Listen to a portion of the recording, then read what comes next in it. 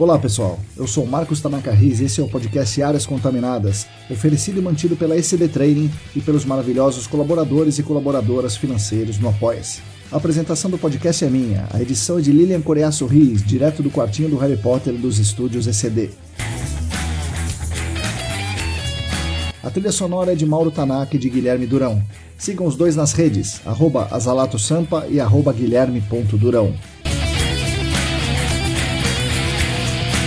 Estamos com muito orgulho e com a ajuda de vocês na 4ª temporada desse podcast, que tem como missão principal democratizar o acesso ao conhecimento científico sobre o gerenciamento de áreas contaminadas e sobre o meio ambiente em geral. Acreditamos na construção coletiva do conhecimento e que esse conhecimento é poder. Então o nosso grande objetivo aqui é dar poder a vocês, o poder pelo conhecimento.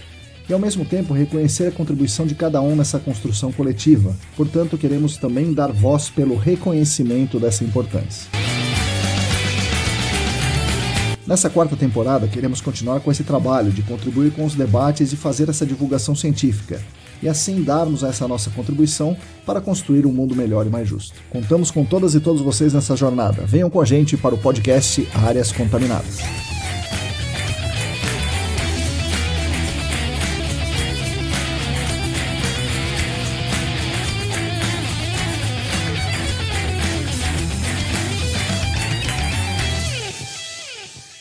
Olá, para todo mundo que está aí lavando a louça, estendendo a roupa, acertando a velocidade da caminhada na esteira, arrancando os cabelos com as faixas novas do TPH, bom dia, boa tarde, boa noite. Eu sou Marcos Tanaka Riz e esse é o episódio número 141 do podcast Áreas Contaminadas. Ele é o 6º da 4ª temporada, editado por Lilian Coreaço Riz e oferecido pelos nossos queridos e queridas colaboradores do Apoia-se.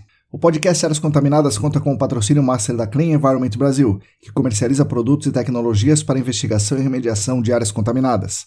Acesse o site da Clean, www.clean.com.br. Contamos também com os patrocinadores Ouro, o Laboratório E-Consulting e a Vapor Solutions.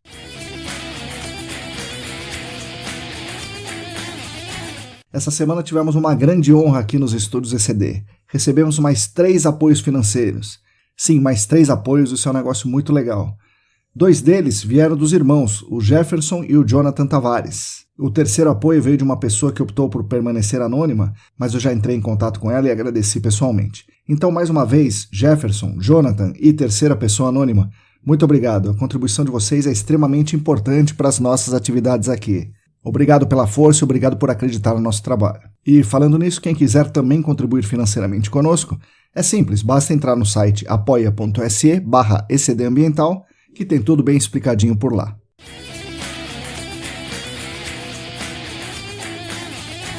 Uma das mudanças que colocamos em ação aqui no podcast é tornar essa introdução um pouco mais curta, para tentarmos ir direto ao ponto do episódio. Então vou fazer somente anúncios rápidos e fazer um agradecimento geral aos meus queridos e queridas apoiadores financeiros do Apoia-se. Isso não diminui minha gratidão a eles, muito ao contrário. Sei que eles não têm esse tipo de vaidade e querem legitimamente contribuir com toda a nossa comum unidade do GAC. Então anuncio rapidamente que estão abertas até o Carnaval as inscrições para a pós-graduação em remediação de áreas contaminadas do SENAC. Informações no site sp.senac.br.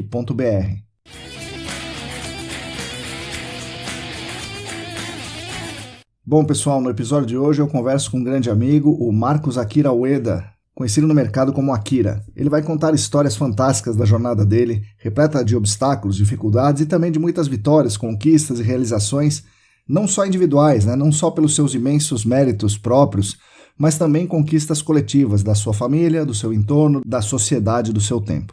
Que sorte a nossa que podemos contar com seus talentos aqui no gerenciamento de áreas contaminadas.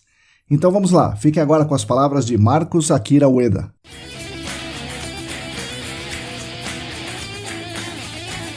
Bom pessoal, bom dia, boa tarde, boa noite. Eu estou aqui hoje com um novo convidado ilustre, o Marcos Akira Ueda, o famoso Akira. Akira, bom dia, boa tarde, boa noite, bem-vindo aqui ao podcast. Bom dia, boa tarde, boa noite, Marcão. É um enorme prazer aí participar.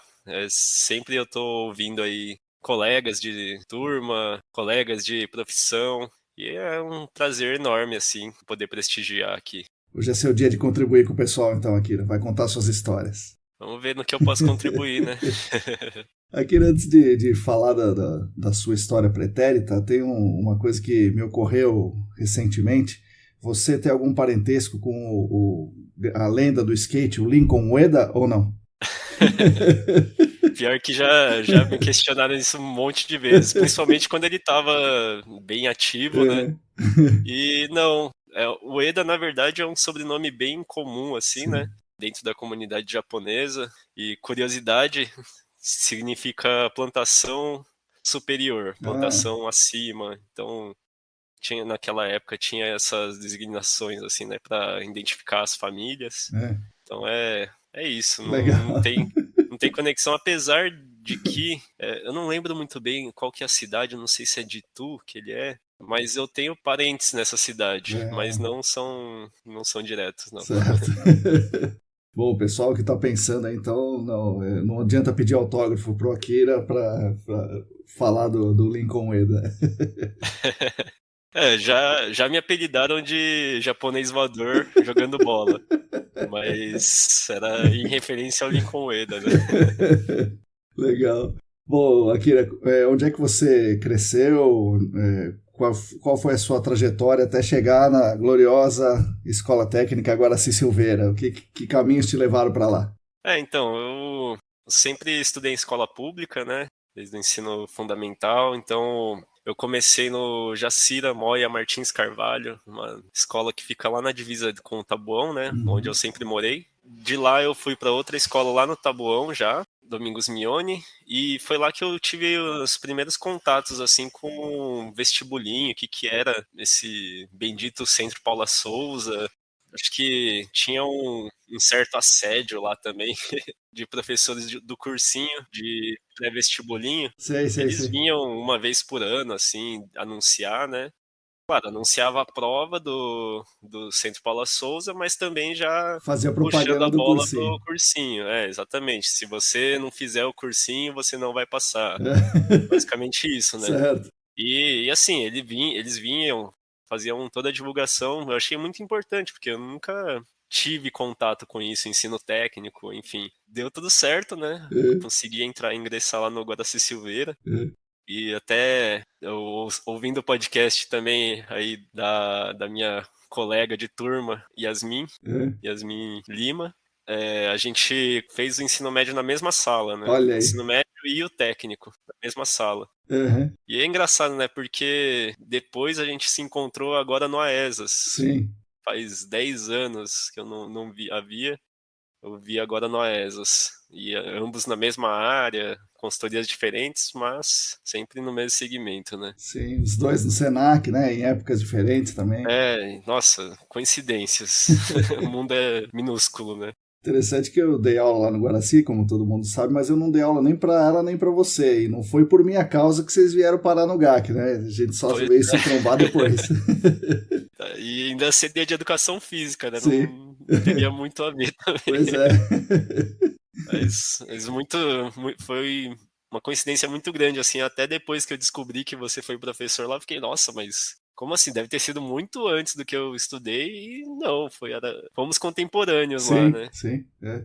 Naquele momento eu estava saindo já, né? E dava aula para uma sala só e certamente não era sua, né? Então, por isso Sim, que sim. acabou não cruzando o caminho. Foi por pouco, né? É. Não, Acho que legal. teria sido engraçado, assim, depois Nossa, reencontrar no GAC. com certeza, ia ser interessante. Bom, e aí você fez o curso técnico em meio ambiente lá no Guaraci, né? Sim, sim. Eu acho que aí foi o primeiro contato, assim, que eu tive, né? Bom, no primeiro ano do ensino médio lá, a gente ficava nessa questão, vou fazer Sim, técnico, sim. pela disponibilidade dos cursos lá, eu acho que o que mais se enquadrou no que eu pensava era técnico de meio ambiente. Foi por eliminação, Certo. confesso, porque não fazia Eletrônica você ideia do não que se gostava. tratava. Eletrônica, todos os meus amigos foram fazer, putz, mas eu não gosto muito disso. Aí outra parcela foi para administração, que era o outro curso badalado também, né? Sim. Por vivências de familiares, eu falei, não, essa não é uma área que Esse eu. não. Edificações era um curso bem interessante, mas o porém que era noturno, né? É. Aí já foi impeditivo assim também para mim. E o outro curso era design de móveis que Móveis. É. tinha, né? Também noturno, né? Zero interesse. Então, não, acho que na minha época já tinha vespertino Ah, também. tá. Que teve alguns colegas que foram depois para arquitetura ou áreas assim, e fizeram design de móveis. E aí sobrou o meio ambiente. E lá foi Foi você. eliminando, né? Não, mas eu conversei assim no começo do ensino médio. A gente teve bastante aula Uhum.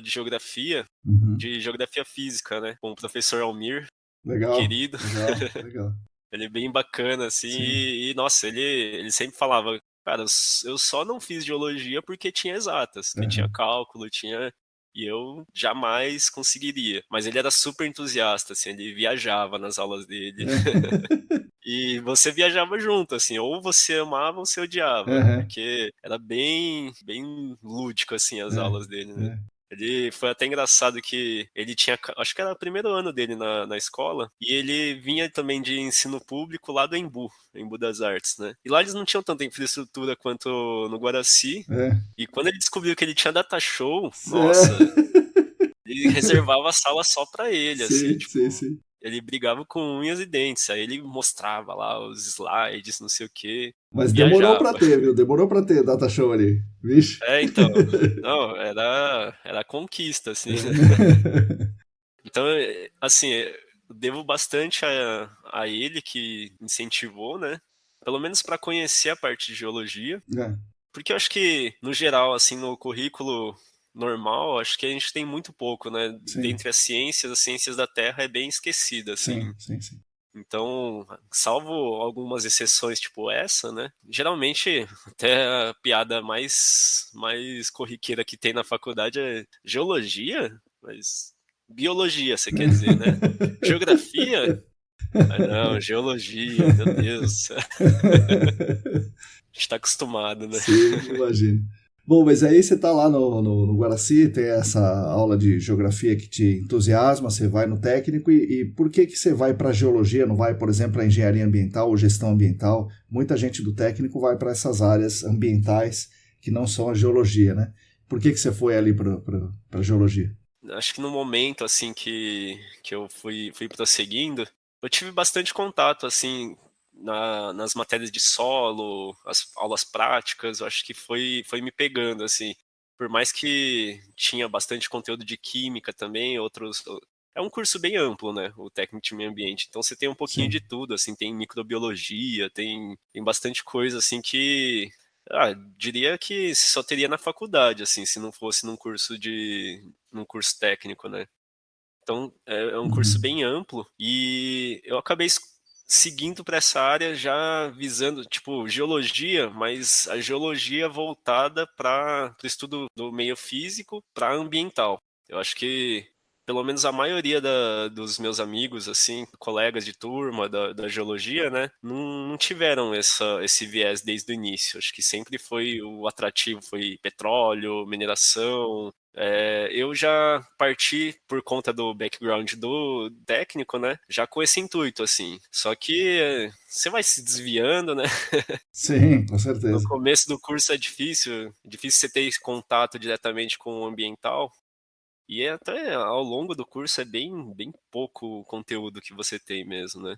Mas partiu daí. Então, tipo, eu tentei achar uma área que eu gostava com algo que eu já utilizei, né? Então, no técnico e tentar prosseguir na área. Engenharia ambiental, sim, foi uma das opções na hora de prestar o vestibular. Eu cheguei a passar lá na UFABC, só que lá tem um curso bem amplo, assim, né? Uma engenharia geral, daí você pega a sua especialização nos últimos anos. Sim.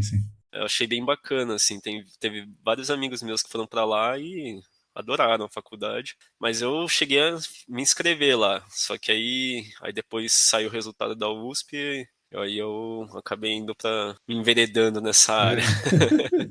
Bom, daí você tá lá na geologia e você toma contato com um monte de coisa. Você falou que já tinha essa ideia do meio ambiente, mas outras coisas vão surgindo na sua frente ali e você vai tendo que optar. O que te trouxe para o GAC? Você foi à faculdade ou foi aquele pensamento que você tinha lá atrás ou aquela história que muita gente fala que caiu um cartaz na minha frente, eu fui lá e era consultoria, eu segui. Então, como eu mencionei, eu acho que claro, além das matérias do técnico, né, o TCC acho que foi muito importante também para seguir nessa área, por mais que a gente nem soubesse o que que era, porque o nosso TCC foi, olha que loucura. É, Em 2010 a gente fez um projeto porque um amigo meu, também colega aqui do GAC, é, ele viu uma matéria da Unicamp, não lembro, um artigo que estava falando que os peixes estavam mudando de sexo. aham.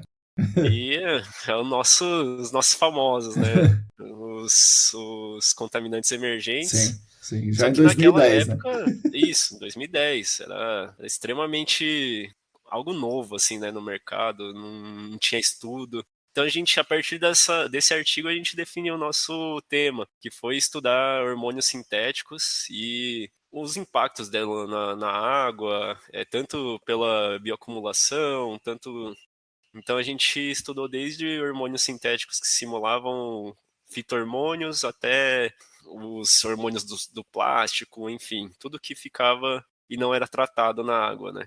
Então foi um TCC bem bacana, assim. A professora até na época sugeriu da gente tentar publicar alguma coisa, mas, putz, cabeça de ensino médio, né? Eu preferia Vixe, jogar bola, sim, com certeza. estudar para vestibular, sei lá. Mas aí, curiosidade, depois quando eu já estava na faculdade, uns 5 anos depois, saiu um doutorado sobre um assunto correlato, lógico, né, É, muito mais aprofundado, da Unicamp sobre esse assunto olha dos aí. peixes, né. Eu acho que esse foi o gatilho inicial, assim, que foi mais direcionado, né. Mas ao longo da geologia, bom, eu entrei já pensando nisso, mas aí, como eu disse, essas matérias elas vão muito pro final do curso. Então, pro início eu já pensei, pô, que eu vou me dedicar que pode colaborar para que eu acabe indo para essa área, né?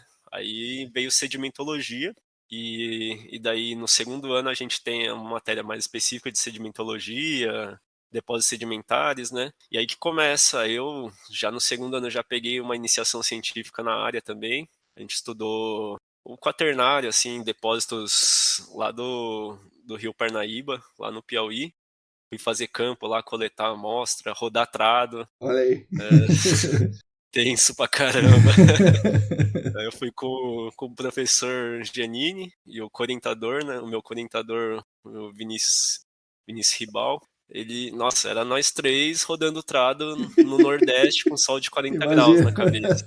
Carregando trado pra lá e pra cá, procurando estradinha. Nossa, foi tenso pra caramba. Foi o primeiro campo, assim, que eu vi que era campo mesmo, né? Depois do curso mesmo foram fichinha perto desse. Foram 10 dias lá só se ferrando. Nossa senhora. Mas foi um aprendizado, assim, sem comparações, né? Eu acho que nessa altura eu nunca tinha pego um voo de avião. Foi o primeiro voo de avião que eu tive, lá pro Piauí. É, Não conhecia nada lá, foi um choque cultural também, porque tive contato com casas de pau a sim, pique. É um outro Brasil, né? sim. Que eu sendo paulistano de nascença, jamais teria esse contato. Mas foi um aprendizado bem grande, assim. Aí eu toquei essa iniciação científica praticamente uns 3 anos, que quase a graduação, metade da graduação só nela, né? Eu tive que parar, acho que lá no meio do quarto ano, que daí eu interrompi para fazer o intercâmbio, né? Lá fui pelo Ciência Sem Ah, Fronteiras. você conseguiu pegar ainda. Legal. Sim, sou um dos privilegiados. Eu consegui no último edital que Nossa, teve. legal. Aí foi bem bacana, assim. Experiência que, putz, todo mundo tinha que ter, né? Você sai com uma bagagem muito maior. E assim, acho que desde o início da faculdade, até pelas questões financeiras, etc., familiares, né? Eu sempre pensei, puta, eu tenho que terminar rápido, Aham, porque não tenho condições de ficar mantendo um curso integral sim, que é elitizado, né? sim, sim. Você não dá liberdade para pessoa poder arranjar um emprego ou um estágio, assim, numa grade horária bem grande, né? Então, sempre pensava, tem que me formar em 5 anos, tem que me formar em 5 anos, e veio Ciência Sem Fronteiras. É. Falei, acho que é uma oportunidade de ouro Ah, com também, né? certeza, nunca mais, né? Não, nunca mais. Acho que não me arrependo de forma alguma. Para onde você foi? Eu fui para os Estados Unidos. Não seria a primeira escolha, pra falar a verdade, viu? Mas foi uma grata surpresa, pra falar a verdade, porque às vezes a gente fica com aquele preconceito, né? Aham, Você tem aquela imagem hollywoodiana sim. do que é lá, ou sei lá. Eu tinha diversos preconceitos com o estilo de vida, né? Um estilo de vida não sustentável que vai acabar matando o planeta, não sei o quê. Mas a grata surpresa é que eu acabei caindo no Colorado. Então, eu tinha uma das opções, né? A minha segunda opção era Colorado, que era a Universidade do Colorado, lá é uma das referências para geologia, né? A minha primeira opção tinha sido de Massachusetts. Ah, eu não lembro. Era uma lá na região dos Grandes Lagos, que era a melhor de hidrogeologia, né? Que já era o meu interesse desde o Aham. início. Mas aí a minha nota no TOEFL não foi o suficiente. Aí eu acabei indo pro Colorado, que foi ótimo, assim. A universidade fica no pé da montanha. Ixi, deve ser legal pra caramba. Nossa, é surreal. Nunca tinha visto neve na vida, ficou 4 meses nevando direto. Mas foi bem bacana, assim. E tive a oportunidade de ter umas aulas bem legais lá. Tive contato com os laboratórios de testemunhos de gelo no quaternário. Foi bem bacana, assim. As matérias foram bem proveitosas. Eu defendo, assim, o Ciência Sem Fronteiras, porque tem muita gente que fala, é Várzea Sem Fronteiras, não sei o quê. Ciência Sem Critérios, já ouvi também. Só pode, e os caras que falam isso, né? Acho que só a elite, né? Ou elite intelectual, ou elite de qualquer jeito, que pode participar disso aí, né? Os pobres não teriam condição. Não, e outra, né? Meio que você brigar, tipo, por uma migalha, né? Porque, meu, é um investimento em educação e eu acho que isso sempre tem algum retorno, sabe? Com certeza. Tem uma outra maçã podre que vai lá e só fica só curtindo, etc. Tive pessoas que eu conheci lá que queriam exatamente, ou poderiam, ou tinham condições de estar lá sem o patrocínio do governo, né? Mas, meu, você vai julgar um programa inteiro Pois por é, algumas peças, né? exatamente. É complicado. Mas é isso. E depois, assim, foi um ano letivo, né, que eu tive lá na Universidade do Colorado. E daí, no Summer, eles davam a oportunidade de você procurar um estágio, né? Aham. Tipo, se você conseguisse, aí dava para estender a sua estadia. Aí eu fui aplicando, meu, fiquei mandando currículo para todo lugar. Mas para empresa é difícil se aceitar uma pessoa com 3 meses só, Sim, sei lá. sim. Mas aí eu consegui uma vaga de estágio, era meio que um assistente de laboratório, na Universidade da Califórnia, lá em Santa Bárbara. É. Eu conversei, foi na caruda mesmo, fui mandando currículo pro pessoal lá, os professores entravam no site do instituto, pegava o e-mail lá do professor, mandava. E teve um professor que olhou assim, nossa, mas você tem toda essa experiência, que eu já tinha 3 anos, quase 3 anos de experiência em Sim, laboratório, né? sim. Fazendo experimentos, e ele falou, mas o que eu tenho que pagar para você? Eu falei, nada, só me aceitar. Tipo, o resto tá tudo aí, é mão de obra É, de graça, entendeu? Mão de obra qualificada de graça. é. E ele falou, não, por mim tá ok, só Onde vim. eu assino, né? Onde é que eu assino É, aí? não, tipo, e assim, nossa, esse cara foi sensacional, assim. Depois, quando eu tive mais intimidade com ele, se chama o professor Ciel Eldeab. Ele, meu, comecei a conversar, assim, e ele é uma referência bem grande nessa parte de quaternário, né, de estudos de variações climáticas, enfim. E ele estudou com um professor aqui da USP, Caramba. lá no Marum, fica lá na Alemanha. É um instituto bem referência nessa área, né? Ele conhecia o professor Cristiano, ele é professor lá na IASH, mas eu tive a oportunidade de conhecê-lo também durante a minha iniciação. Aí eu falei, conheço o Cristiano Chiesi, né? Ele, nossa, que legal, né? Ser lá do outro lado do mundo Pois é, vem cair aqui, né? e aí, me aprofundando mais, eu falei, não, porque comecei a explicar que era a bolsa, né, do Ciência Aham. Sem Fronteiras, e ele ficou maravilhado, assim, ele, nossa, mas que programa bacana, Sim. dá oportunidade, né? Aí eu falei, não, claro, eu jamais teria essa oportunidade de vir aqui para os Estados Unidos estudar. Aí ele falou, eu entendo bem isso, porque eu sou da Eritreia. Caramba. Fiquei, nossa, Eritreia? É um país lá Tem que que procurar no tá em mapa, né? guerra. É, pois é. Tá em guerra, Há não tem um governo séculos, fixo né? há Tá em guerra. séculos, nossa, aí até me arrepia, assim, falar a história dele, que ele era de uma tribo da Eritreia de, sei lá, 1000 pessoas, Aham. e o pai dele era meio que um dos chefes da tribo, e xingava ele porque ele não queria trabalhar no campo e queria estudar. É. Aí ele fala, já que você quer estudar tanto, eles juntaram uma grana e mandaram ele estudar lá na Alemanha. Ai, que coisa louca, né, meu?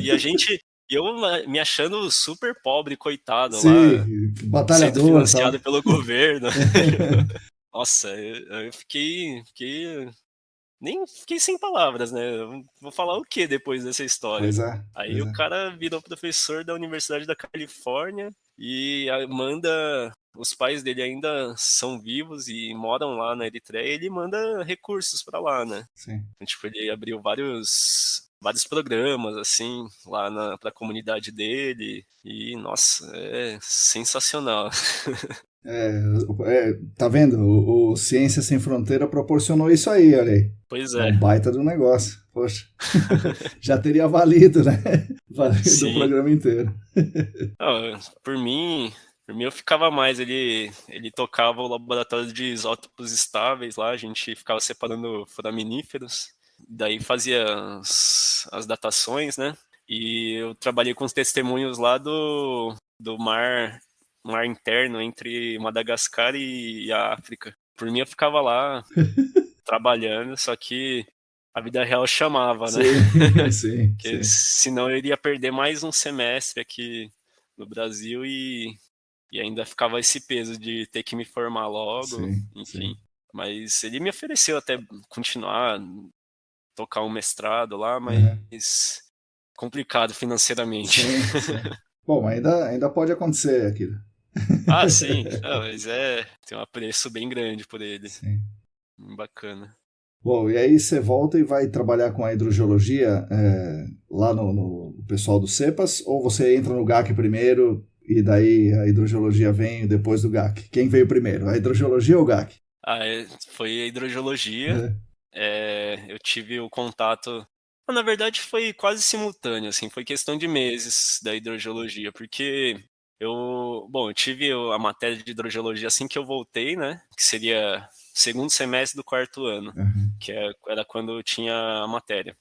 Aí eu tive essa matéria, tive contato com o Reginaldo Bertolo, né? uhum, Aí eu pensei, coloquei na balança, putz, será que eu quero continuar nesse projeto de sedimentologia que eu já tenho, sou praticamente tirar o meu TCC pronto, uhum. ou vou mudar de área total e tentar voltar ao que eu queria antes, né?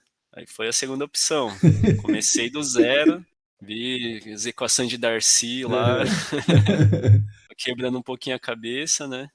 Mas que fazia tempo que eu não via a equação, viu?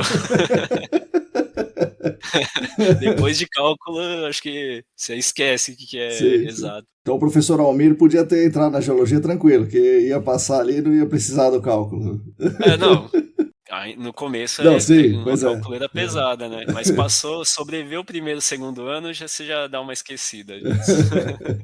Daí você trabalhou com o Marcos Barbosa também, que uma vez você foi no Senac lá, né, numa demonstração ali com o Marcos Barbosa, com o Fábio e tal. Exatamente, num sábado que eu tava morrendo de sono. Não, mas foi através do Reginaldo que eu tive contato com o Marcos, né? Eu fui na sala dele perguntar se ele não aceitaria como orientando, né, Uhum, para o TCC, e ele falou, ele abriu um leque, assim, né, ele tinha diversos projetos, tinha um projeto mais diferente, assim, que ele estava começando, aí tinha um com a Daphne uhum, e tinha o com o Marcos.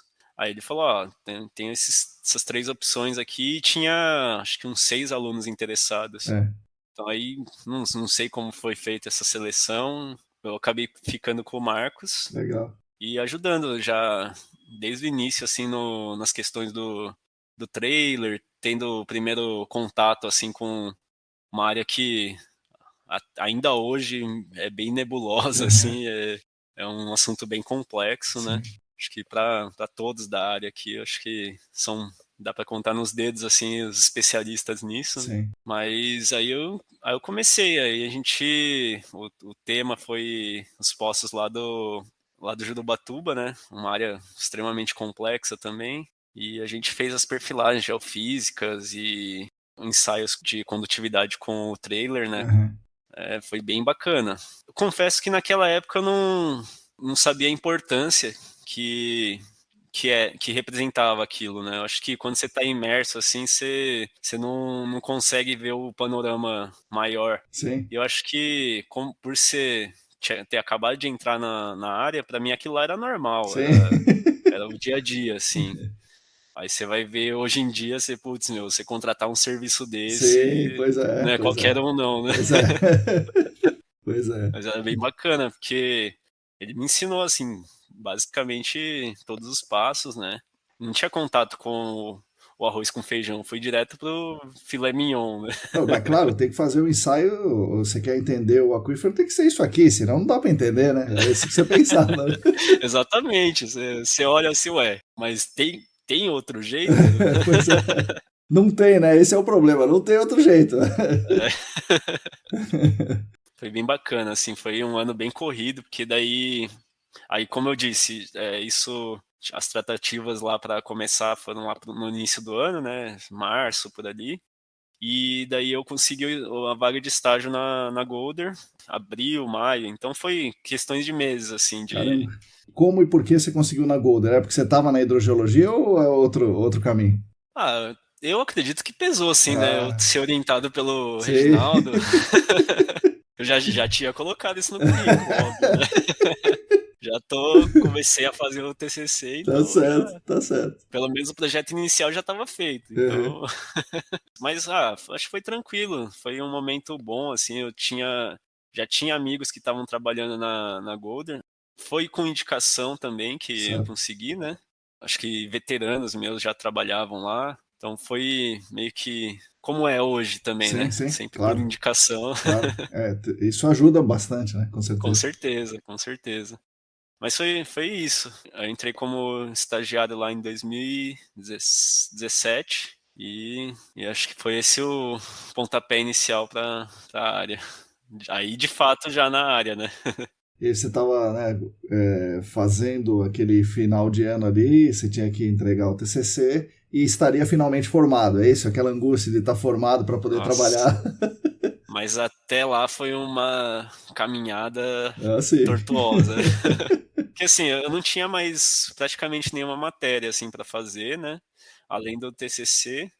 E algumas optativas, mas eu acabava tendo que ir de vez em quando para a faculdade e de manhã eu ia para Golder, lá na Lapa, aí eu pegava a linha inteira, a linha Esmeralda inteira, até o Jurubatuba para Aham. fazer o campo lá, Ah, que ixi. eram campos longos, durava um mês, 2 meses. Acho que no total, se for juntar os picadinhos, deve ter ficado uns 3, 4 meses lá, junto com o Marcos, né? Só que aí eu ficava o período da tarde. Mas aí para voltar para casa era outra saga. Sim. Então acho que de deslocamento eu ficava umas 4 horas me Nossa, deslocando por São Paulo aí. nossa. Eu dormia, nossa, eu fiquei especialista em dormir no trem quando dava, né? Quando estava sentado, né? Essa foi a minha primeira especialização, eu acho. O geólogo tem mais facilidade para entrar no GAC? Ou porque muita gente pergunta como é que eu entro no GAC, né? Então o jeito mais simples é fazer um estágio, mas é mais fácil você entrar no GAC ou no estágio ou direto em alguma coisa, sendo geólogo, você acha? Ou tanto faz, ser engenheiro, geólogo ou outras formações? Como é que você vê isso aí? Eu acredito que, pelo menos para iniciar a carreira, talvez sim. Porque a gente começa nessa parte da descrição, de ter o contato com o campo. Então, eu acho que o geólogo, ele, na faculdade, né, a gente já tem muita vivência de campo. Então, tipo, perrengue de campo, assim, a gente passou um monte, tomar sol na cabeça, então, assim, comparando com as outras grades, né, do engenheiro ambiental, por exemplo, são bem menos campos durante a faculdade do que de geologia. Pensando por esse lado, ele vem mais bem preparado nesse sentido, de você saber como lidar, desde as coisas pequenas, você Aham, usar EPI, sabe? Algumas coisinhas que acabam sendo mais fáceis. Mas eu acho que assim, é uma vantagem que você tira na primeira semana. certo. Que, meu, você ficar lá escrevendo um monte de sondagem, rapidinho você já consegue ter algumas manhas, né? Sim. Acho que, assim, com treinamento correto, a gente sabe que às vezes não é a realidade, né? Pois é. Mas simplesmente te largam no campo e é E boa isso. sorte. É. Só que assim, se você for pensar que o geólogo ele teve todo aquele preparo para descrever solo, meu, pelo menos na escola que eu fiz, não é assim. E colegas também que eu conheci de outras universidades, não tem uma área voltada para a parte ambiental, né? Pois Acho que é. é bem escasso, assim. Então você tem que ir se achando assim como eu fiz. Você vai pegando uma matéria lá e tenta destrinchar em alguma coisa que pode lá na frente te ajudar, né? Essa profundidade que eu peguei com sedimentologia me ajudou bastante depois, porque eu passei a entender bastante os regimes de Sim. deposição para depois virar o que a gente vê hoje, né? Agora eu até lembrei que os meus amigos na faculdade me chamavam de sedimento boy. Era meu apelido lá. Mas é besteira mesmo. E aí, quando você tá no GAC, o que desse arcabouço aí, o que ajuda mais? A sedimentologia, porque a gente usa pra caramba, né? A sedimentologia deveria usar, pelo menos. Sim. Ou a hidrogeologia clássica, né? Dos aquíferos em grande escala, que foi o que você estudou. Então, o que você olha primeiro? Eu vou para tal lugar ali, vou para Sorocaba, vou para Mogi das Cruzes, vou para o meio da Bahia. O que você vai olhar? A hidrogeologia regional? Você vai usar os ambientes, ou você vai olhar os ambientes deposicionais? O que você usa como base principal? Eu acho que a sedimentologia, até pela minha vivência, eu acho que é predominante. Uhum. Eu olho assim para a área, pô, é do lado de um rio, já sei o que espero num ambiente assim. Vou esperar os tipos deposicionais, as faces de deposição.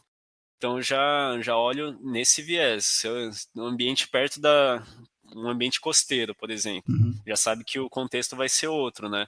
Então, antes mesmo de procurar geologia regional, aqueles monte de mapas do pré-cambriano antigos, não sei o que, eu acho que eu olho primeiro do mais atual.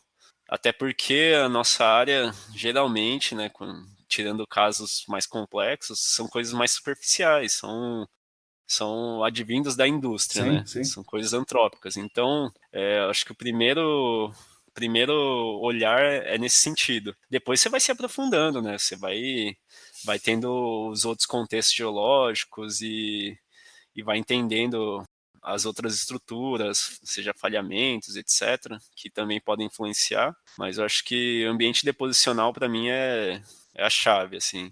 E daí o que você. Porque o meio é heterogêneo pra caramba, né? Você sabe, e nós nas aulas a gente fala isso toda hora, e você vai ter um ponto de observação aqui, uma sondagem, um posto de monitoramento, ou vários postos de monitoramento aqui, e outro lá. Né? O lá pode ser 20 metros, pode ser 100 metros, né? E Sim. como que você liga o aqui com o lá? Nossa, isso é uma pergunta capciosa. Mas assim, a gente tenta procurar coisas correlatas, né, com o atual. A sedimentologia, o legal é isso, que você consegue ver o processo acontecendo hoje em dia. Então, você consegue ver o que é uma estratificação cruzada, qual que é o resultado dela num afloramento e como que ela se forma, né? Tá, a gente tem um ponto lá, num espaço amostral enorme. Sim. Mas se esse ponto tiver alguma estrutura que pode ser característica das estruturas que a gente, deposicionais que a gente já tem catalogada, acho que isso é importante. Você ter bem definido o que pode ter, e isso já entra na parte da interpretação do ambiente deposicional, né? Sim. Porque se você tem uma noção do que esperar, fica bem mais fácil de você determinar o que é aquilo, o que é Sim. aquela estrutura, né? Então, se eu estou tratando aqui do lado do rio e é um rio de um tamanho expressivo que pode estar aqui há milhões de anos, então com certeza essa área vai ter tido influência sobre, seja paleocanais, que podem gerar zonas de fluxo maior, né? Uhum. Seja ambientes de inundação, que vai gerar menor condutividade.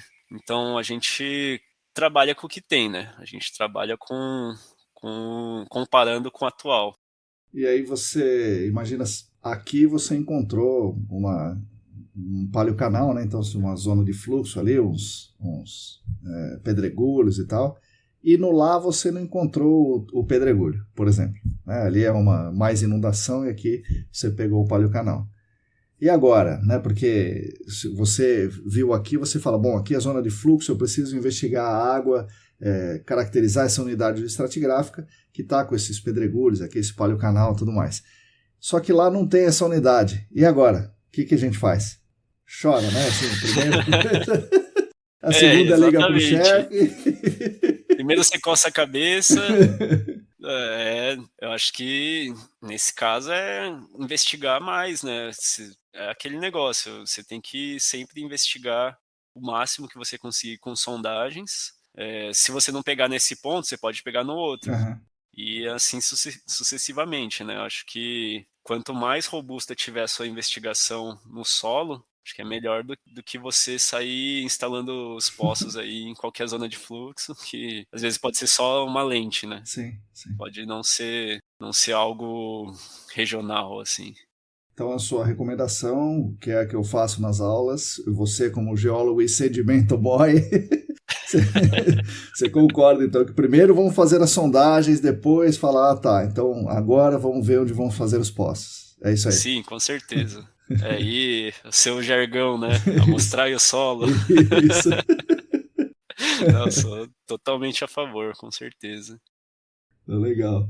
Bom, e daí você está lá mostrando o solo e você, o que você descreve no solo? Então, a primeira coisa que a gente pensa em descrever é a textura, né? Se é argila, areia, silt. E o que mais? O que mais é importante? Aí você tem que ver, tá, beleza, é areia, mas qual que é se você tiver um olhar mais treinado, tentar diferenciar, né? Se é uma areia média, uma areia grossa, uma areia fina, e o grau de seleção dela também, né? Saber se, tá, ela é fina, mas ela é fina, tem alguma coisa grossa no meio, ou ela é bem selecionada, é um grão bem homogêneo, arredondado. Então tem uma série de nuances que você ainda consegue tirar mesmo dessa classificação inicial textural, né? Certo. E aí, claro, a gente, depois dessa classificação, você começa a procurar outras evidências, seja visual, né? Alguma outra coisa que chame atenção, tipo presença de contaminantes ou matéria orgânica também, que é um bom indicativo, né? E aí você parte para o macro também, né? Aí já começa a parte da interpretação também. Você vai, como que está sendo essa amostragem? Está sendo no liner? Então, no liner é mais fácil de preservar uma estrutura, algum veio, alguma estrutura deposicional, uma cruzada, talvez. Difícil, mas pode ser que haja, né? Então, aí a gente já parte mais para a estrutura, para as estruturas que a gente conseguiria definir. E aí, saindo isso numa mesma formação. Sim. Aí depois a gente vai mais para o macro ainda. Os contatos entre as formações, como que está sendo? Está sendo gradativo? Você vê uma mudança de energia deposicional lá? Ou é abrupto? Você vê uma transição bem abrupta, né? Então acho que tem várias camadas que você consegue definir aí para fazer uma descrição de solo. Camadas no sentido Sim. de. não dos horizontes mesmo, Certo. né? Assim, no início, a gente tem que fazer uma descrição sem as interpretações, né? Mas eu acho difícil isso. Você conseguir sair, desvincular, né, uma interpretação enviesada de uma descrição única e basicamente técnica. Acho que até mesmo quando você já define uma formação, você já está interpretando, né? Assim, eu tive contato com gerentes que falavam, não, você tem que fazer uma descrição que uma pessoa que pegar essa descrição vai poder interpretar de uma forma diferente que você.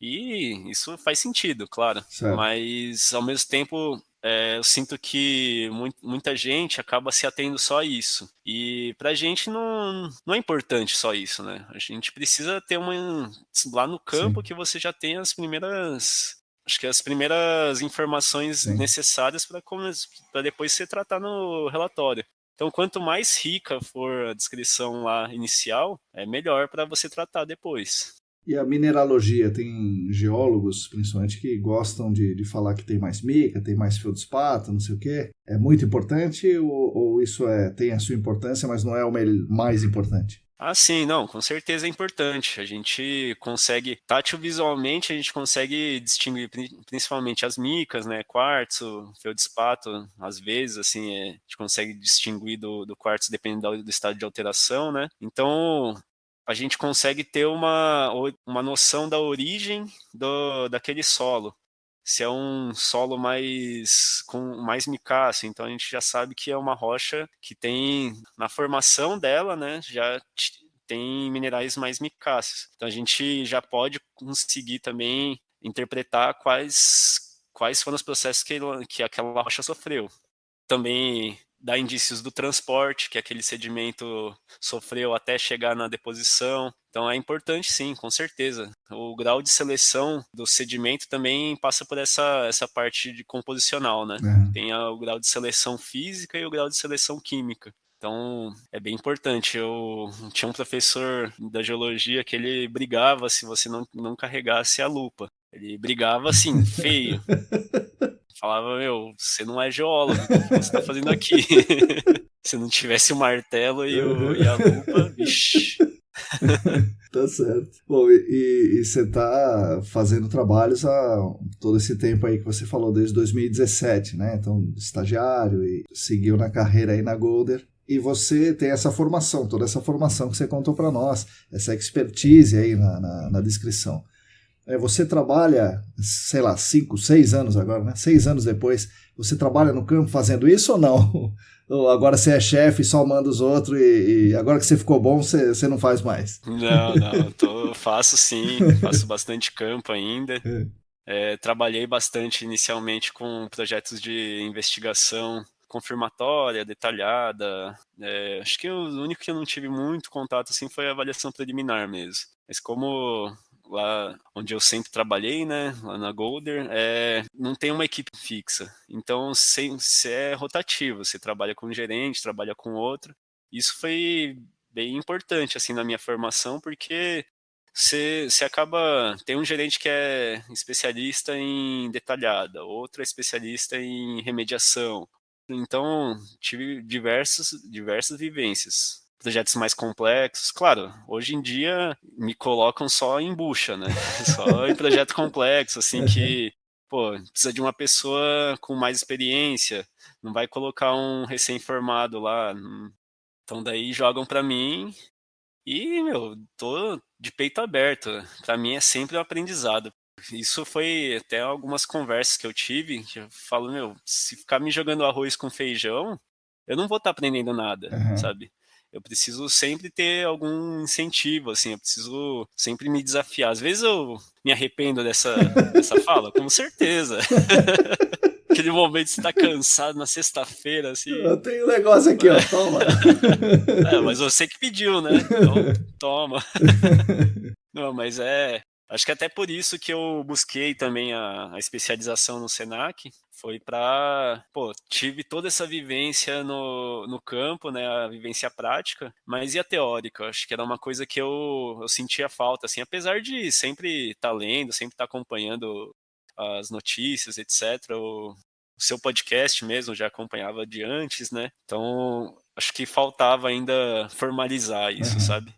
Tipo, sentar meu, tem que dar uma estudada. E aí, deu certo? O Senac te proporcionou isso? Ah, com certeza. Acho que de todas as formas, profissional, amigos que eu fiz na área, ter mais contato com o mercado, fornecedores, meu, de diversas formas, assim. Por mais que quando eu optei por fazer gerenciamento de áreas contaminadas, né, Uhum. muita gente falou, mas você já fez tudo isso, você já teve essa vivência. Eu falei, tive, mas não sei se eu tive certo, Aham. não sei se era a única forma. Então, acho que foi importante para isso, para você ver como que, até mesmo para mim, que sempre trabalhei na mesma empresa, ter contato com outros modus operandi, né, Sim, de sim. outros lugares. Então, acho que foi bem bacana, assim. E conhecer pessoas novas, conhecer todos os professores, foi sensacional. Não, que bom, ainda bem. E a gente fala, né, e você está falando também da complexidade que é uma sondagem. Então, não só a sondagem que está acontecendo ali, né, as pessoas estão operando máquinas e trazendo a amostra de solo na tua mão, como tudo que está envolvendo isso, segurança do trabalho, riscos diversos, chefes ligando, gerentes de projetos e tal, e amostras para serem coletadas rapidamente, levadas para o laboratório e descrição minuciosa, que nem você falou. Dá para fazer isso aí sozinho ou a gente faz o que dá? Como é que você vê essa questão? Eu volto lá para a aula do técnico de Uhum. segurança do trabalho. Uhum. Uma aula de segunda-feira de manhã, assim, que, putz, ninguém queria ver. Não, de segunda-feira à tarde, Sim, logo desculpa. depois do almoço ali e tal. Nossa, ninguém queria ver. Nossa, ele tinha uma voz, assim, que era um sonífero. É. Mas enfim, aí a gente volta e, tipo, pensando, eu nunca vou trabalhar com isso, jamais. E agora o técnico de segurança é o nosso melhor amigo, né? Porque é o que tá lá no nosso pé, ou pior inimigo, né? Sim, sim. Não, eu prefiro como melhor amigo. Uhum. Não, a gente depende deles para liberar o serviço, a gente tem um contato direto. E eu acho que foi um aprendizado bem bacana, porque várias coisinhas assim, hoje em dia eu toco DDS, toco não sei o quê, mas acho que foi bem importante de você ter esse contato, porque eu nunca tive contato com indústria, nem familiares, nem nada assim. E é um cotidiano muito diferente, né? Sim, A relação com segurança no trabalho, acho que quem trabalha em escritório, assim, jamais tem esse sim, contato. sim. Hoje em dia, por exemplo, eu não ando olhando o celular. Isso é impensável, Sim. assim. Dentro de uma fábrica, meu, Nossa. você toma advertência. É. Você descer a escada segurando no corrimão Sim, é sim, um sim. hábito que você acaba pegando. Coisinhas pequenas, né, que no final das contas, é um aprendizado e é válido. Sim. Evita acidente, sim. Exato, As exatamente. estatísticas estão aí, né? Exatamente, é isso mesmo. Mas a gente acaba tendo muita convivência, Sim. né? A gente Então, aprende, né? com certeza. A gente não se torna melhor do que ele, é lógico, né? Mas a gente Não, aprende jamais. bastante. Assim como se eles estão lá do lado da sondagem, eu fico lá explicando pra eles. Se o cara tá com um saco de ouvir, eu não me importo em falar. Bom, mas e aí, dá pra você fazer tudo isso aí sozinho ou não? É muito puxado, assim. Sim, sim. E você tá lá liberando serviço e o outro tá tirando a amostra e aí tem que receber a frascaria lá e não sei o que, e você tem que ficar andando pra lá e pra cá.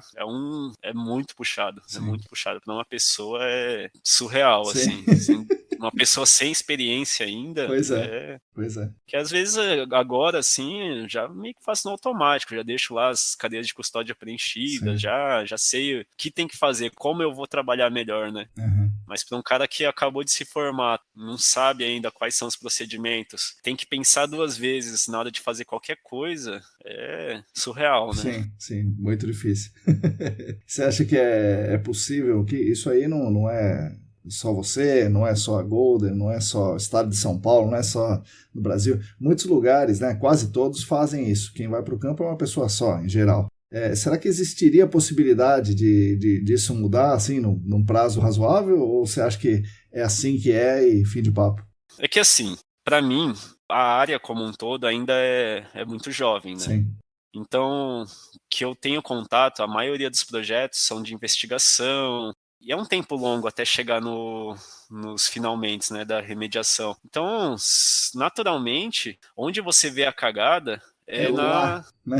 lá na remediação. 10 anos depois. E agora que os projetos que estavam lá na investigação, lá no início, estão vendo os resultados, né? A remediação mal feita. Sim. Tem esperança, sim. Respondendo essa pergunta, tem esperança. Mas é uma coisa a maior, um prazo maior, porque se você está começando a investigação de uma área que nunca foi investigada agora, você só vai ver as consequências disso lá na frente. Se os que começaram lá no início do GAC, quando não tinham tantas técnicas, estão tendo os resultados só agora da remediação, que não foi eficaz ou que poderia ter sido melhor se tivesse sido melhor cubada.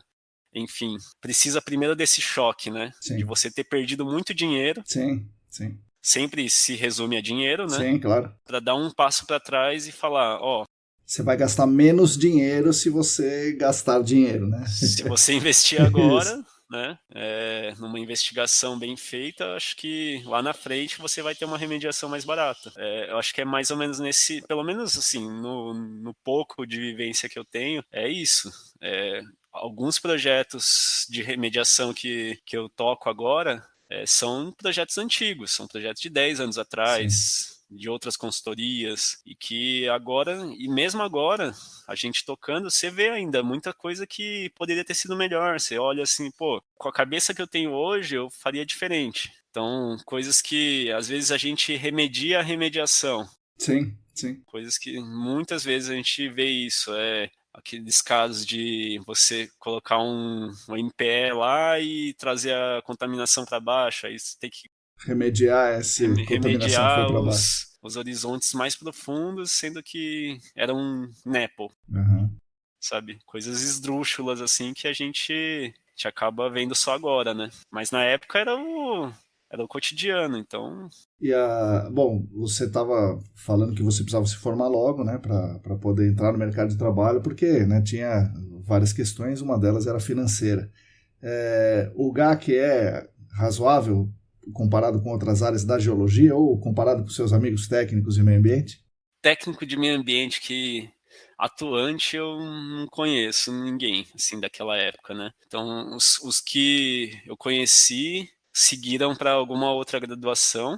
Tem colega de turma que está em outra consultoria, tem a Yasmin, que eu já mencionei também. Então, eu não tenho muito esse referencial. Mas em questão da graduação, eu acredito que também teve muito a questão do momento do mercado, né? Sim. Agora está tendo um aquecimento assim maior da mineração, mas é muito volátil. Sim. O mercado de mineração, petróleo, é muito volátil. Então, tem ciclos de alta e ciclos de não tem muito nada, baixa. Né? Isso mesmo. Então, quando tem a baixa, e foi o caso da minha turma também, do que eu ingressei, né? Eles se formaram um ano antes de mim por conta do intercâmbio. Eles se formaram em 2016. Foi bem na época que estava uma crise horrível, né? Então, a maioria deles ingressou no mestrado, poucos conseguiram emprego na área, então acho que foi mais nesse sentido. E bem nessa época começou também a fase dos analistas, né?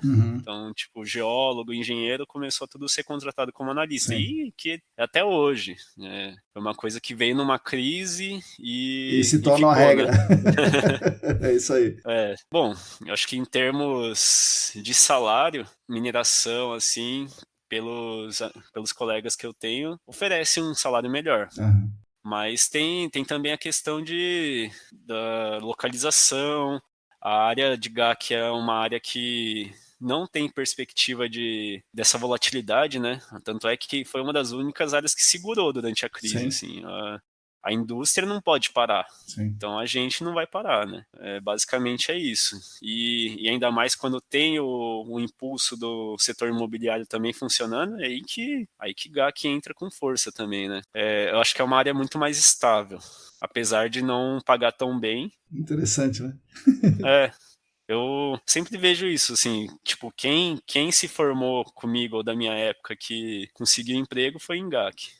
Eu fui um dos felizardos.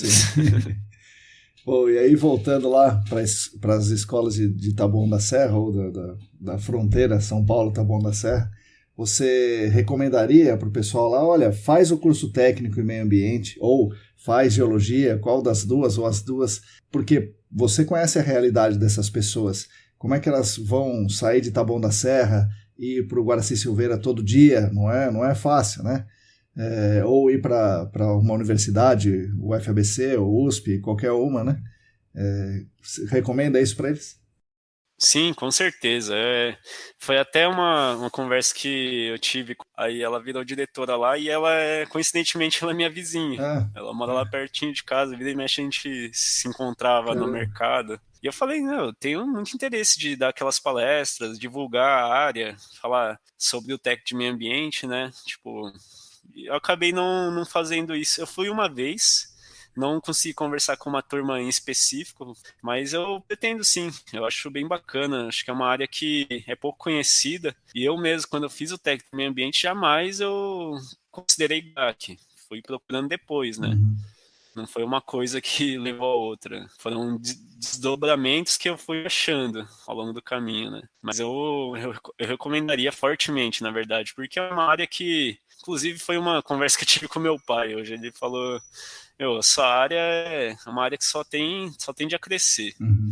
E agora, sim, Mas ele sempre fala, você escolheu uma área que é revolucionária, assim, né? Que eu acho que é tendência, até desde essa parte de gerenciamento de áreas contaminadas até o ambiental como um todo, questão climática, tudo que é correlato a isso é tendência, né?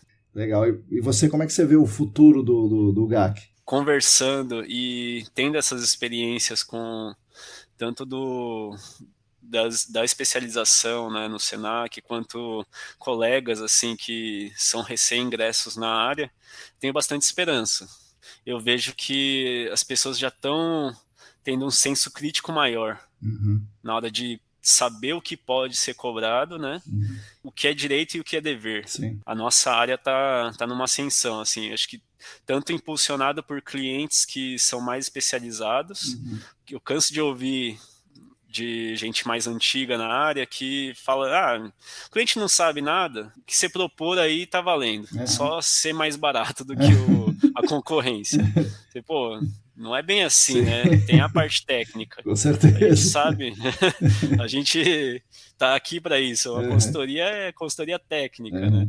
Essa parte só do preço já tá caindo por terra, né? Claro, pode ser uma visão muito inocente, mas se você considerar clientes grandes, e eu acho que são clientes grandes que moldam o mercado, você vê diversos exemplos bacanas, assim. Daria para gerar publicações, etc, né? Eu acho que só é uma coisa que a gente, talvez na nossa área, a gente, por conta até da correria, assim, acaba deixando meio de lado, né? É verdade. Essa relação do científico com o mercado, acho que tem que ser mais próxima. No geral também, não só para GAC. Acho que não é uma relação que precisa ser antagonista, né? Sim, legal. Akira, agora você pode fazer uma pergunta para mim, né? Fiz um monte de pergunta para você, pode fazer uma para mim aí que seja fácil. Que seja fácil? É claro, pô. É uma coisa que eu acho que a gente até discutiu, assim, mas eu tenho uma admiração, assim, por você, né, por essa paixão que você tem de divulgar, enfim. Queria saber os motores para isso, para divulgar como um todo o GAC, né? Legal, obrigado, obrigado, né, pelas palavras aí. Bom, eu gosto de ensinar, né? Então isso é uma primeira coisa que eu acho que move a gente, né? Então eu gostar de ensinar, eu fui professor de escola, né? Então eu gosto de ser professor, gosto de ensinar, na verdade eu gosto que as pessoas aprendam, né? Então a gente não está aqui para ensinar, a gente está aqui para ajudar que o outro aprenda sozinho. Então essa é uma coisa. Outra coisa é que tenho, né, uma militância aí, né, onde eu acho que as pessoas são muito importantes. As pessoas não podem passar pelo que elas passam, né? Então isso é muito injusto ocorrer esse monte de coisa que a gente vê por aí. Eu tento, né? Eu também estou ciente das minhas limitações. Eu tento fazer com que as coisas melhorem para todo mundo. E uma das pequenas coisas que a gente pode fazer aqui deixar áreas não contaminadas para as futuras gerações, né? Então, uma junção disso aí tudo, eu acho que isso acaba me impulsionando para tentar fazer. Isso é o início, né? E aí, depois que a roda está girando, os feedbacks, né, de pessoas como você, como outras pessoas que dão ideias, que dão sugestões, que criticam um ponto, que elogiam outro ponto, dá a impressão para nós que as pessoas estão também com esse mesmo sentimento, então a gente vai se retroalimentando. Acho que é por aí a história. Legal. Tipo, você devolver para a sociedade, né? Ah, sim. Pois é. A gente tem a nossa cota de privilégios, né? E é interessante que a gente devolva para a sociedade, é isso aí. E o que eu não... o que eu esqueci de te perguntar aqui, Akira? O que a gente falou aqui, mas eu posso ter esquecido de perguntar uma coisa importante para você. O que foi? Acho que é esse sentido também do que impulsionou além dos gostos pela área do GAC, tipo, esses gatilhos iniciais, foi isso mais ou menos isso que você mencionou. A partir do momento que eu entrei na geologia, eu abri o leque e pensei, pô, que área da geologia eu posso seguir de forma a não ferir os meus ideais, os ideais que eu já tinha desde sempre, assim, e ao mesmo tempo conseguir ser alguém na vida, né? Você conseguir se desenvolver. Você precisa sobreviver, né? Senão não adianta. Você não consegue lutar sem sobreviver, né? E eu sempre tive essa questão, assim como você, imagino, de devolver para a sociedade o investimento que foi feito em mim. Então, pô, se eu fiz uma universidade pública, o que eu posso retornar, sabe? O nosso retorno pode ser indireto, pode não ser aparente para as pessoas leigas, mas no momento que eu chegar numa área, assim, ter um condomínio lá construído e falar, pô, aquilo lá foi uma indústria que eu desativei e as pessoas podem conviver lá sem oferecer risco para elas, sabe? Isso já é um retorno, sim. Assim, bem bacana. Então, acho que foi uma área que eu acabei indo também por esse motivo. Pode não ter o retorno financeiro, pode não ter várias coisas, mas estarei de consciência limpa, sabe? Legal, legal. É isso mesmo. Na educação física eu pensava isso, né? Eu entrei na educação física, eu falei já, pensando em ser treinador e tal, e lá eu falei, puxa vida, a sociedade não precisa de treinadores, né? Precisa de professor, né? Que vá para a escola, tá? Então, esse é o que me guiou a esse tempo. É muito selvagem, assim, você dá para uma criança, né, um pré-adolescente lá, um adolescente de 17 anos, uma escolha pro resto da vida. Sim. Eu me considero sortudo por ter ido na mosca. Ter acertado assim. Mas, nossa, no início eu julgava, o cara passou na faculdade e largou no meio, mas depois você começa a ver, né? Você cria uma maturidade para olhar para trás e você, 18 anos, 17 anos, a pessoa definir o que vai fazer nos próximos 50, 60 anos é difícil. Complicado. Legal, estamos chegando no final agora, Akira, o podcast é seu, pode falar o que você quiser aí, que a casa é sua. Gostaria de agradecer muito aí o espaço, né? Eu acho muito importante a gente divulgar a nossa área, porque geralmente nós somos os patinhos feios, né? Dentro das engenharias, dentro da indústria. É isso mesmo. É sempre... E olha lá o cara que vai fazer a gente desembolsar dinheiro aí, sem um retorno, né? Aí você começa a discutir com a pessoa e fala, não, peraí, não é bem assim. Se deixar do jeito que tá, o prejuízo pode ser maior, né? No nosso cotidiano a gente tenta reforçar isso. Por mais leiga que seja a pessoa, se tá o cara lá, chão de fábrica, tá lá perguntando, eu já vou lá e divulgo, tento dar uma aula pro cara, falar, então, contaminação não é bem assim, não é que você vai beber a água e você vai cair duro aqui.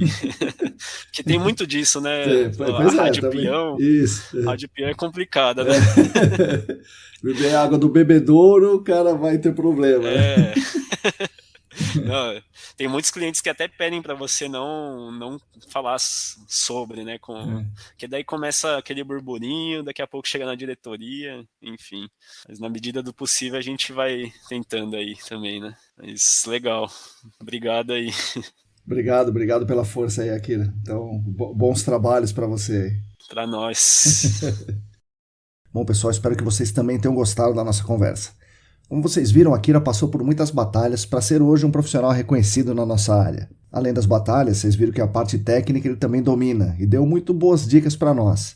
A de avaliar o ambiente deposicional, antes inclusive de avaliar a hidrogeologia regional, de usar essa avaliação do ambiente deposicional para interpolar pontos, de estabelecer seus próprios procedimentos de trabalho para minimizar os perrengues de campo, e, na minha opinião, ele fez duas observações muito relevantes. Primeiro, a amostragem de solo é quem manda na investigação. Devemos fazê-la com maior atenção, capricho e foco dos recursos. Fazemos primeiro a amostragem de solo, as sondagens para amostragem de solo, depois pensamos em outras coisas, como instalar pós de monitoramento ou eventualmente fazer ensaios mais rebuscados, como OIP, MIP, CPTU e tal. A segunda observação decorre da primeira. Para fazer isso, para fazer uma amostragem de solo importante, bem feita e tal, é importante e às vezes é até imperativo que o acompanhamento de campo dessas amostragens de solo seja feito por mais de um profissional e que pelo menos um desses profissionais seja experiente, capacitado, treinado e autônomo o suficiente para que o trabalho seja realmente bem feito. Enfim, foi uma bela conversa, espero que vocês tenham gostado também e tenham aprendido um pouco mais. E que bom que aquela divulgação dos cursos técnicos lá atrás tenha atraído o japonês voador da escola Domingos Mignoni para o Guaraci Silveira, e lá do Guaraci para a Geologia da USP, para a área ambiental, e especialmente aqui para o nosso GAC. Então, Akira, certamente vamos ouvir falar bastante das suas conquistas profissionais. Agradeço a atenção de todos e todas vocês, aguardo suas críticas, sugestões, opiniões e tal. Agradeço novamente aos nossos patrocinadores, a Clean Environment Brasil, com o patrocinador Master, o Laboratório E Consulting a Vapor Solutions com patrocinadores Ouro. Agradeço demais aos nossos queridos e queridos apoiadores financeiros no Apoia-se. Estamos aqui caminhando, lendo, escrevendo, falando, discutindo por causa de vocês. Nós da ECD Training, junto com vocês que nos ouvem, continuaremos lutando por um mundo melhor e mais justo para todos e para as futuras gerações. Sigam a gente nas redes YouTube, Telegram, Facebook, Instagram, newsletter, fiquem conectados. Repetindo, se você quiser e se você puder, contribua financeiramente conosco. O site é apoia.se/ECDambiental. A todas e todos vocês, muito obrigado e até a semana que vem.